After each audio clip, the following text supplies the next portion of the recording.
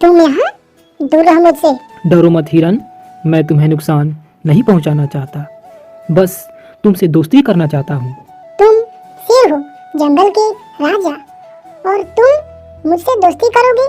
मैं ये कैसे भरोसा करूँ? मैं समझता हूँ कि तुम्हें मुझ पर शक है, लेकिन सोचो, अगर मैं तुम्हें शिकार करना चाहता तो अब तक कर चुका होता। हाँ, बात तो सही है, लेकिन मैं फिर भी सतर्क रहूंगी। हाँ, यह अच्छा है, सतर्क रहना चाहिए, लेकिन याद रखना, मैं दोस्ती में विश्वास करता हूँ। कल फिर मिलते हैं। शेर वहाँ से चला जाता है और हिरन असमंजस में उसे देखती रहती है। कुछ दिन बीत गए। शेर और हिरन अब हर दिन उसी जंगल में रोज मिलते रहते और थोड़ी बहुत बातें करते। तुम हर दिन यहाँ आते हो, सच में तुम्हारे इरादे साफ हैं। बिल्कुल, मैं तुम्हारे जैसे अच्छे दिल वाले हिरन को दोस्त पाकर बहुत खुश हूँ। वैसे मेरी पत्नी ने तुम्हारे बारे में सुना है और वह भी तुमसे मिलना चाहती है। तुम्हारी पत्नी? वह मुझसे क्यों मिलना चाहती है? वह तुम्हारे बारे में बहुत अच्छी बातें सुन चुकी है। अगर तुम चाहो तो मैं तुम्हें गुफा में उसे मिलवा सकता हूँ। गुफा में? नहीं, मुझे डर लगता है। अरे, मैं तुम्हारे साथ हूँ, वहाँ कुछ नहीं होगा, भरोसा रखो मित्र। हिरन शेर के साथ उसकी गुफा तक जाती है। गुफा के पास पहुंचकर हिरन रुक जाती है। यह जगह अजीब लग रही है, मुझे यहाँ खतरा महसूस हो रहा है। डरने की जरूरत नहीं है, अंदर चलो, मेरी पत्नी तुम्हारा इंतजार कर रही है। हिरन धीरे धीरे गुफा के अंदर जाती है। वहाँ गुफा में शेर की पत्नी नहीं थी, क्योंकि शेर उसे झूठ बोलकर अपनी गुफा में ले गया था। यह क्या है शेर? तुमने मुझसे झूठ बोला, यह तुम्हारा जाल है। तुम्हें पकड़ना आसान नहीं था, इसलिए मैंने दोस्ती का नाटक किया। अब तुम मेरी भोजन बनोगे। हिरन अपनी फुर्ती से गुफा के अंदर से बाहर निकलने के लिए एक लंबी छलांग लगाकर गुफा से बाहर तेज दौड़ती हुई निकल आती है। तुमने सोचा था कि मैं इतनी आसानी से तुम्हारा शिकार बन जाऊंगी? नहीं, तुम्हारी चालाकी मेरी फुर्ती के आगे कुछ नहीं। हिरन वहाँ से जंगल की ओर चली जाती है और गायब हो जाती है।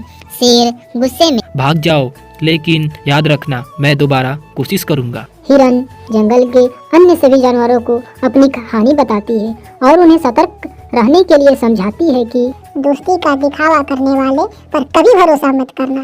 शेर ने मुझे धोखा दिया, लेकिन मेरी समझदारी और फुर्ती ने मुझे बचा लिया।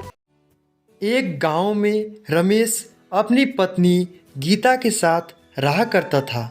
रमेश बड़ा ही लालची व्यक्ति था। रमेश को हर चीज बहुत ही ज़्यादा जल्दी और उसे ज़्यादा चाहिए होता था, जबकि गीता समझदार और शांत स्वभाव की थी। गीता रमेश को हमेशा समझाया करती थी कि गलत रास्ते के द्वारा कभी भी पैसा मत कमाइए, आप सही रास्ते में रह करके भी पैसा कमा सकते हैं। लेकिन रमेश गीता की बातों को अनसुना कर देता। एक दिन रमेश खेत से घर लौट रहा था। रमेश ने रास्ते में एक सुंदर लवारिस भैंस को देखा। रमेश ने भैंस को देखते हुए उसने कहा कि ये तो बहुत ही अच्छी भैंस है, मैं इसे अपने घर ले जाऊंगा। रमेश जैसे ही उस भैंस को अपने घर लाता है तो गीता भैंस को देख करके रमेश से कहती है, अजी, ये भैंस किसी की होगी, हमें इस भैंस को उस मालिक को लौटा देना चाहिए जिसका भैंस है। रमेश ने गुस्सा में गीता को जवाब दिया, हर समय तुम सच्चाई की बात क्यों करती हो? ये भैंस मेरा है, अब इस भैंस को घर पर ही रखेंगे। रमेश ने इस सुंदर सी भैंस को चारा दिया और भैंस चारा खाने लगी। कुछ देर बाद भैंस ने गोबर किया तो गोबर सोना के रूप में निकला। यह सब देख करके गीता और रमेश हैरान हो गए, क्योंकि गोबर के जगह सोना था। रमेश ये सब देख करके वह खुशी से झूम उठता है और रमेश अपनी पत्नी से कहता है, देखा भाग्यवान, मैंने सही किया ना, अब हम भी अमीर हो जाएंगे। हर दिन रमेश भैंस को घास देता गया और भैंस ने उसे सोना देता गया। रमेश ने उस सोने को बाजार में बेचना शुरू कर दिया और वह देखते ही देखते अमीर होता चला गया।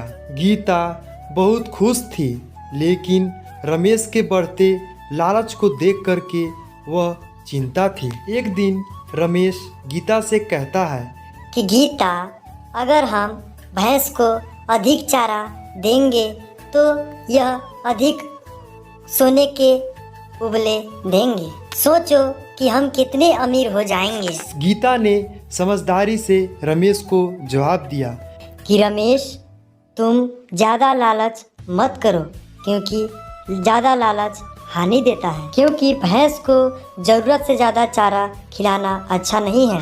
लेकिन रमेश ने गीता की बात एक भी नहीं मानी। रमेश ने उस भैंस को बहुत सारा चारा खिला देता है। भैंस को ज़्यादा चारा मिलने से वह ज़्यादा चारा खा लेती है और उसे पेट में कुछ गड़बड़ी होने लगता है। वह भैंस बीमार पड़ गई और कुछ ही समय में भैंस मर जाती है। रमेश ने उस जादुई भैंस को खो दिया। वह रमेश अपनी पत्नी से कहता है कि गीता, तुम सही कह रहे थे, मैं तुम्हारा बात नहीं माना, जिसके कारण मैं आज इस सुनहरी भैंस को खो दिया।